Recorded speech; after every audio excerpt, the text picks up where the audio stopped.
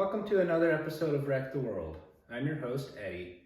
Today we'll be doing a special edition and I will be interviewing Eddie and his 1957 Chevy Bel Air, which he has named the Helair. Hello Eddie, thanks for taking the time to do this interview with us. I would like to just ask you a few questions about your car. What are you, a cop? No, I'm you, idiot. Oh, my bad. Continue. So, what the hell is this car? Well, it started out as a 57 Chevy Bel Air. My parents bought it as a parts car back when I was a baby for my mom's 57 Chevy. And it's been in their backyard for as long as I can remember. And in fact, I used to shoot at it with a BB gun when I was a little boy. Has it always been this ugly? No. It used to look a lot nicer than this. In fact, one day, in my early 20s, I asked my mom if I could have it, because it's still in their backyard, and asked if I could have it, and that was about 15 years ago, and my mom. So you've had this car for 15 years? That's right. Yeah. Don't interrupt me. Sorry. My mom didn't believe me when I told her that I wanted to build it and put it back on the road, and build a custom out of it, or a rat rod or whatever. So she didn't think I could do it. So what all have you done to it?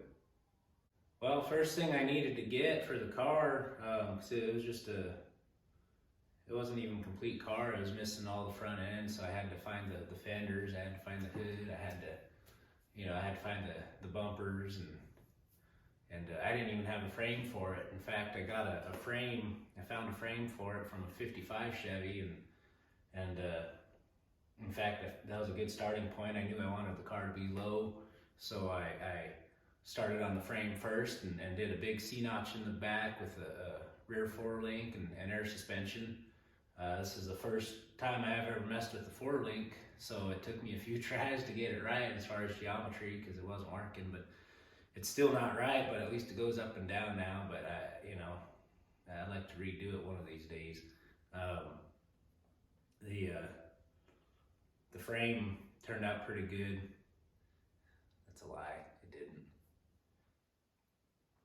So after the frame was sitting on the ground, I set the body on top of the frame and to check it out, and it was pretty cool, but it just wasn't quite low enough. I wanted this bitch on the ground, so I ended up channeling the floors 2 inches to drop the body over the frame to get the body on the ground, and I hammered up the pinch weld so it would lay flat on the ground, and it's pretty dang low now. You can't even slide a dollar bill under it. So that's pretty neat, I think. I don't know.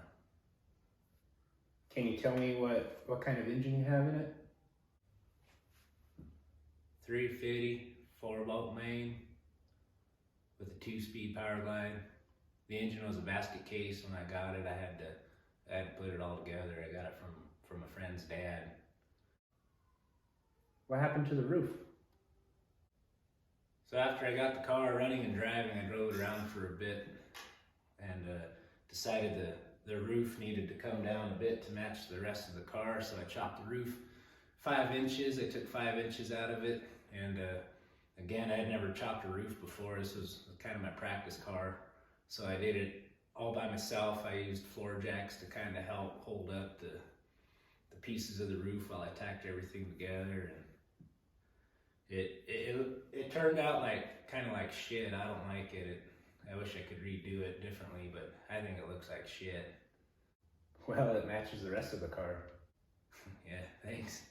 But yeah, I've driven this car to Viva Las Vegas 2 years in a row. This was a few years back. It's quite a while ago, but it went out to Viva Las Vegas. Okay, it's about 600 miles one way, and it was a long drive. It was like a 12-hour drive. It took us a while, and the car did good though.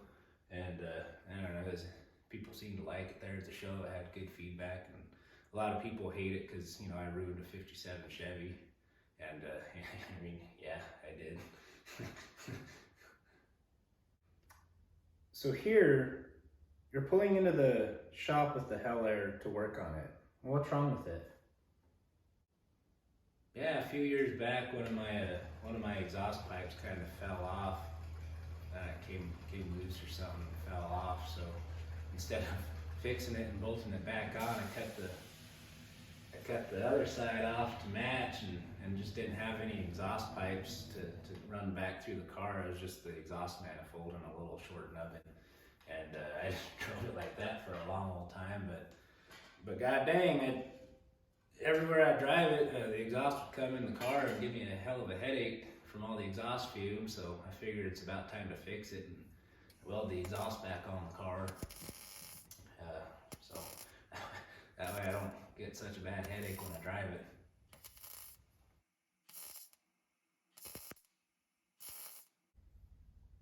Mm-hmm. It sounds to me like you're not very intelligent. Is this true? Very well. Thank you, Eddie. Right on, thank you. And thank you for joining us today on Wreck the World.